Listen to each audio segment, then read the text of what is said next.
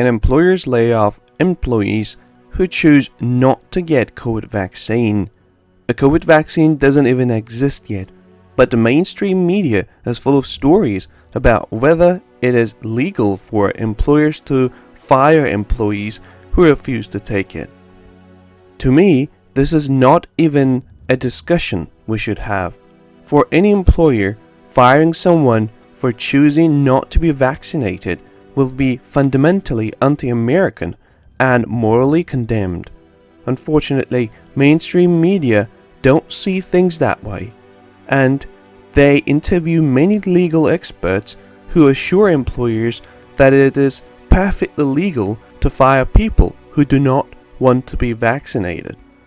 For example, the following comes from a CNBC article. In general, yes, employers are able to mandate the vaccine when it becomes available with. Of course, a bunch of caveats, says employment lawyers Lindsay Ryan, listing possible exemptions for those with specific medical conditions and those with sincerely held religious convictions. From my point of view, any employee who refuses to be vaccinated on the basis of sincere religious belief should be strictly protected from dismissal under federal law. Unfortunately, the CNBC article goes on to explain why federal law cannot protect any belief from mandatory vaccination requirements.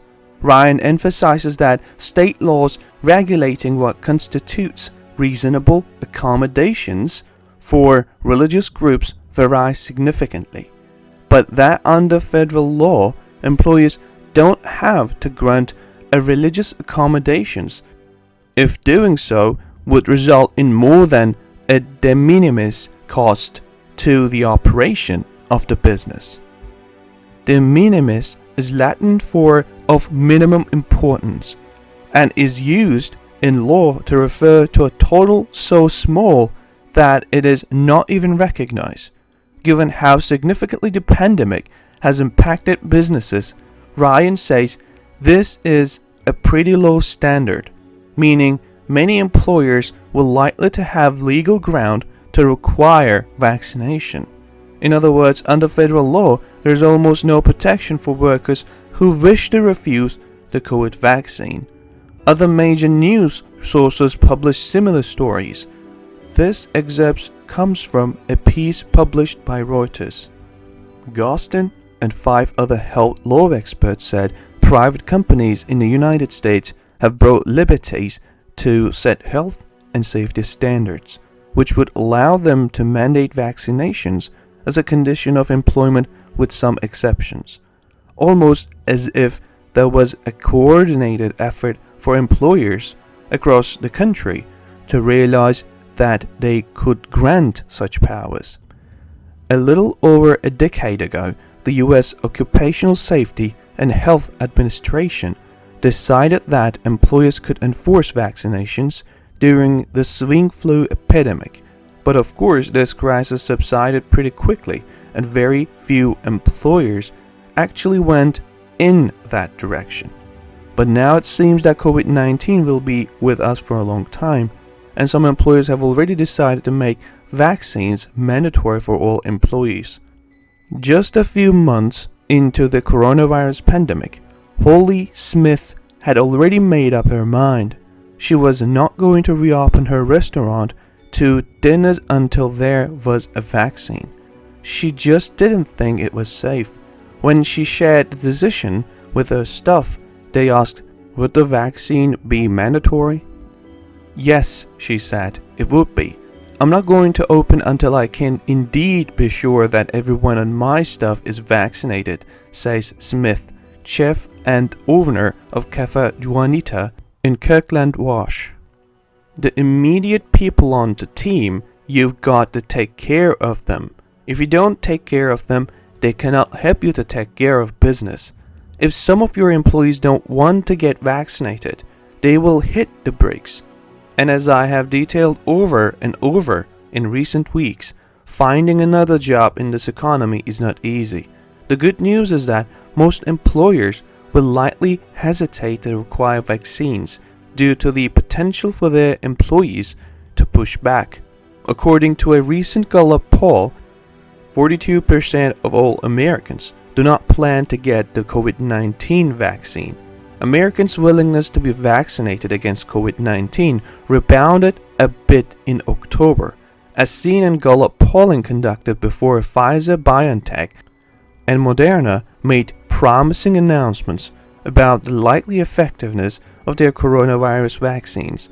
58% of Americans in the latest poll say they would get a COVID-19 vaccine, up from a low of 50% in September.